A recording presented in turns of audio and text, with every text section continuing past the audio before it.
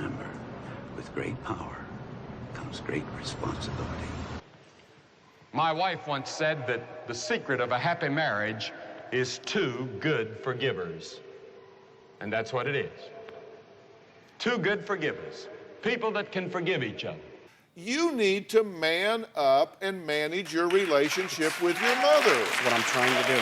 You need to respect your wife. You need to respect your wife, and you need to have undivided loyalty to your wife. Well, you should tell the truth, or at least you shouldn't lie. The true moments of our own humanity might only exist in the spaces that are too small to even be largely recollected by our own memories. In that space, is it not too much to hope that we are virtuous? Mithrandir, why the halfling? I do not know.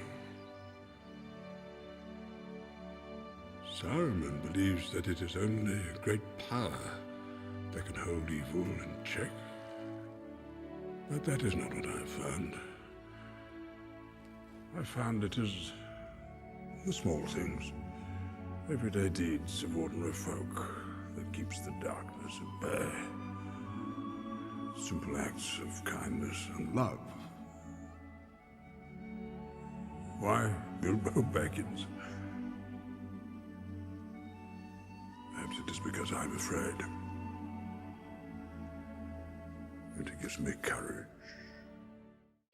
Well, hello again. As I said, I am committed to a video a month, and here is my video at the end of the month, at the last possible moment that I could produce it. Yeah, well, that's why you put narrow borders, or I suppose narrow bounds on commitments, because you're more than likely, because you're human, because I'm human, to push the boundaries into the last minute. Like I like to say, no one really believes in a deadline until the day before. So, what's the point of this video? Well, as you see from the introduction I cobbled together, the motif seems to be clichés. A sort of old morality, if you like. The old cliché of the teacher telling to the student things they ought to do, how they ought to act, old wisdom distilled into soundbite size, and the student, at least in modern and postmodern times, invariably seems to roll his eyes at such a thing, and I know I certainly did, and still do in a way. What I wanted to do with this video is sort of hash out what exactly it is that makes these things clichés. I don't think this is just subjective to me. I think this is a common feeling about, well, when we hear stuff like that, when we hear with great power comes great responsibility, when we hear it is the small things that are most important, when we hear about the important thing in a marriage is sacrifice and forgiveness and self-sacrifice for the next generation, on and on and on. A lot of the spirit of the age today seems to be about the self. We roll our eyes at things like self-sacrifice and small virtues and family life because we're very convinced that the highest virtue and the highest good is total quote-unquote self-actualization, or following one's passions, or looking after number one, which is of course me. Yes. I don't give that philosophy much credence, as you, whoever you are, might have guessed. I think it's sort of anti-human in a way, and I'll get into that. But for the purposes of this video, I want to sort of just articulate what I feel about these cliches and why they might be perceived that way. in popular culture.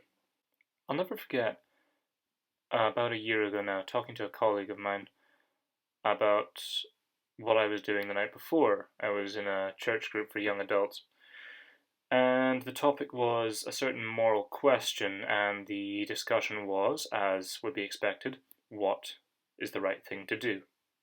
The right action? What is in line with God's law and with how we ought to act? And his response was, well, okay, but I mean, who has the right, really, to say how you should live your life? And the question surprised me because the answer seemed a bit obvious given the context of where I was at the time. But it is the common attitude.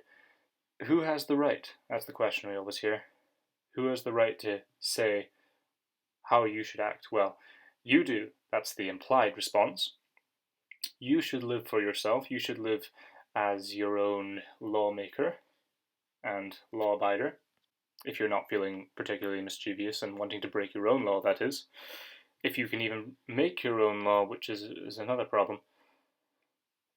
This sort of caved-in existence, though, of individuals has, and I did speak about this in the last video, has had a sort of effect on the way we live with one another. We've forgotten, it seems, that human beings are essentially relational creatures, or as we like to say, social creatures, but I'm going to stick with relational for the purposes of this video. We relate to each other. We relate to the earth. We relate to God. We receive our wisdom from each other. We give our love to each other. We receive most from other people, and we rejuvenate ourselves in seemingly some important way by giving. That's another cliche. The virtue of sharing. Give and you will receive. No one seems to really believe that anymore. No one seems to really believe, in fact, that human beings are relational anymore. We believe that we live for ourselves. Why? Why? That's the question. Why have we forgotten this? Why have we forgotten this old truth? Why have they become cliché? I mentioned in my last video about a feeling of nihilism that I was aware of in myself and I think in my generation as a whole. And I think the cause of this is that we've forgotten how to act. Our wisdom has fallen behind. Our knowledge has increased. We're able to manipulate the world in amazing ways. We've never had more knowledge. We've never had access to more knowledge, but our wisdom is lacking. We have all the tools. We have all the paths open to us, but we don't know how we should use these tools. We don't know how we should discriminate between the paths to take. We have more freedom. My generation does, anyway. We seem to have more freedom than any other generation that's come before us. Follow your passions. Choose your career. Choose your life. Make your own way. But with all this freedom, there's no guide.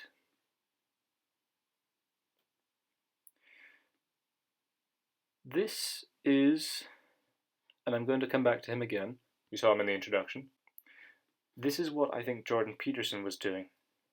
It's evident in the first chapter of his book, not 12 Rules for Life, but Maps for Meaning.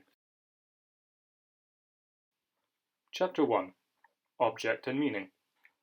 The world can be validly construed as form for action and place of things. The former manner of interpretation, more primordial and less clearly understood, finds its expression in the arts or humanities, in ritual, drama, literature, and mythology. The world as form for action is a place of value, a place where all things have meaning. This meaning, which is shaped as a consequence of social interaction, is implication for action, or, at a higher level of analysis, implication for the configuration of the interpretive schema that produces or guides action. End quote. Now, I suppose if I had read that 5 years ago, I wouldn't have had a clue what it meant. But form for action, implying right action and wrong action. Jordan Peterson's mission, I think, was to lift people, especially young people, particularly young men, out of nihilism by recovering old wisdom, clichés, if you like, and uncover their origins, and to give these clichés flesh. Now, what do I mean by that? What does it mean to give something flesh? Well, I think to give something flesh is to embody it, to take these clichés, to take this wisdom, and to put it into action, to actually get married, to actually sacrifice for another, to actually forgive. As C.S. Lewis says, we all think forgiveness is a good idea until we have something to forgive. And then comes the time to give forgiveness flesh. And then that cliché comes to life. So why was Jordan Peterson such a phenomenon? He seemed in many ways to be necessary. And I think he was necessary for the same reason that all this old wisdom has become cliché. His message was a moral one. He was, archetypically speaking anyway, I think, a preacher, more than he was a psychologist. In other words, in order for values to become real, or actualized, if you like, they need to have a body with which to be actualized in the world. It's not just an intellectual exercise or moral philosophy, or at least intellectual philosophy, perhaps I should say, because, well, philosophy probably is all-encompassing in that way. But the action that follows it, a response, if you like. This is actually very well laid out in Jordan Peterson's oft-repeated comment about the development of AI and how MIT engineers ran into difficulty getting AI to act in the world and how they managed to overcome it. The body is a very sophisticated thing. You know, it's been very difficult for us to build embodied robots. And it's also the case that until you build embodied robots, the things don't really get smart. You know, you have to have a body for the thing to actually have any intelligence. And that was actually figured out by a robotics engineer named Rodney Brooks back in the 1990s, 92, 93. He published a couple of papers on that, saying, you know, that if we were going to build artificial intelligence, we shouldn't start from the top down. We shouldn't build a world modeling machine and then embed it in something that moves around. We should build something that sort of moves around semi-autonomously like a stupid insect. And insects aren't stupid, so I do mean a stupid insect. And if we could manage that, we'd really be doing something. You know, and I think we might have got beyond the stupid insect level of robots so far. And, you know, it's starting to ramp up really fast, but it's in large part because the things are embodied. And so, because it is the case, as we've discussed, that your cognitive perceptual motor systems have to be embedded in an output system that can interact with the world in order for them to be doing anything that's actual or real. And so, these cliches need flesh in order to be brought to life. I mean, what's the number one complaint that the younger generation usually has for the old? It's hypocrisy, isn't it? What's the number one complaint leveled at the church? Whenever people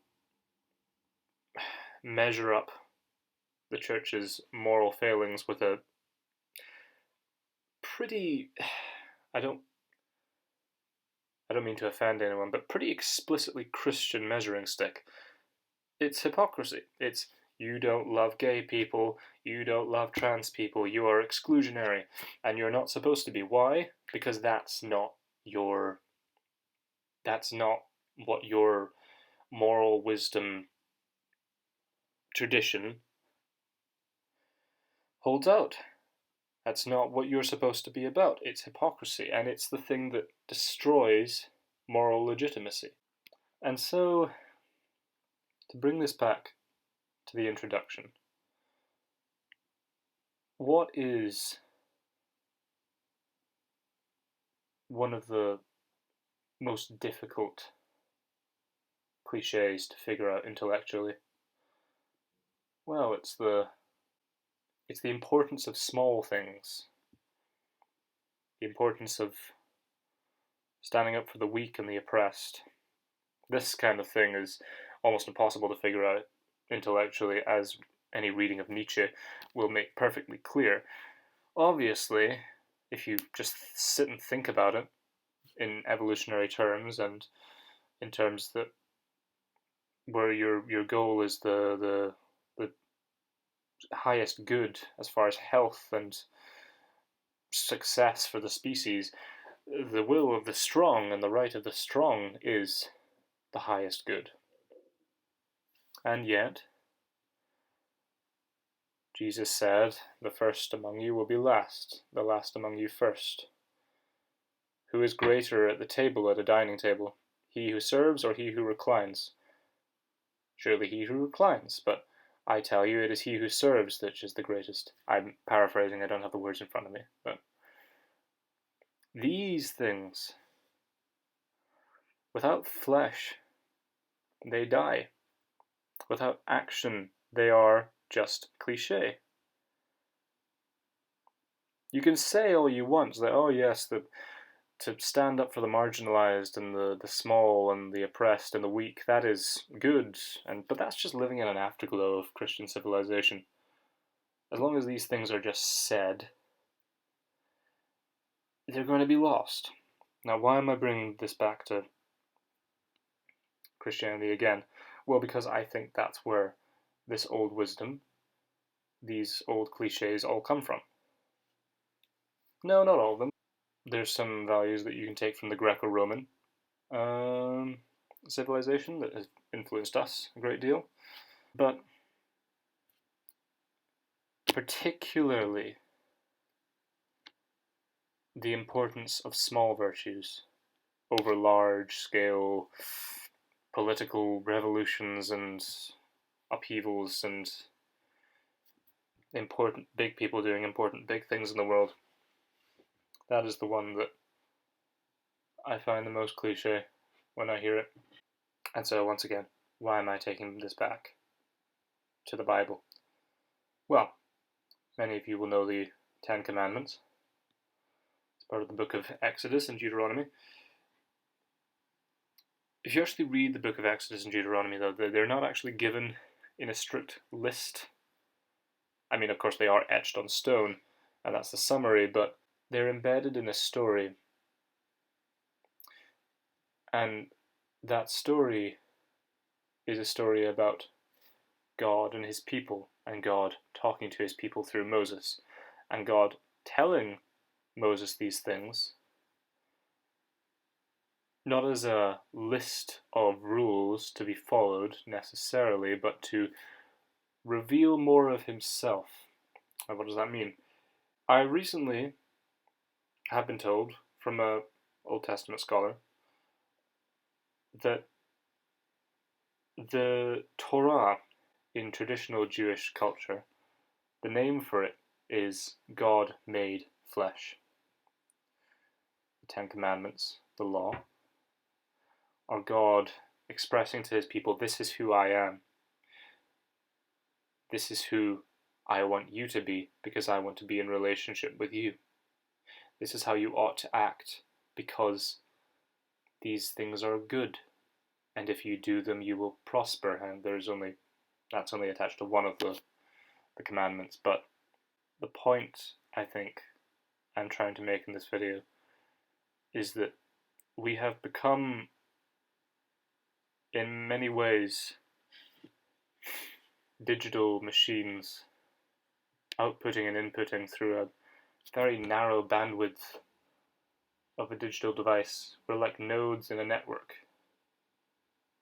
The less human we become, the more nihilistic we feel, because we're not acting in real relationship with each other. We don't know what we're removing by living like this. And I know that I'm doing this right now. I'm not really talking to anyone directly. I'm uploading this onto the internet and speaking into the void as such. And the comment section is hardly a replacement for a community center. I think the more and more we become integrated into this virtual network and everything becomes virtual and the body ceases to do more and more, and it's these things we are discussing are just words, it's just intellectual, it's just spirit, and there is no flesh. And there needs to be flesh in order for these things to be real. Real in a sort of intersubjective, weird way, but real nonetheless. I think until we sort of disconnect from this purely intellectual, spiritual, I use that word not really knowing what it means, but I mean a sort of disembodied way, and rediscover the body and how we are to interact with it, with others, through it, how we use it to learn and to be fully human. This nihilism is going to persist until we begin to act, until we once again have bodies. These cliches will remain cliches. But if I can act out these cliches, they will become wisdom.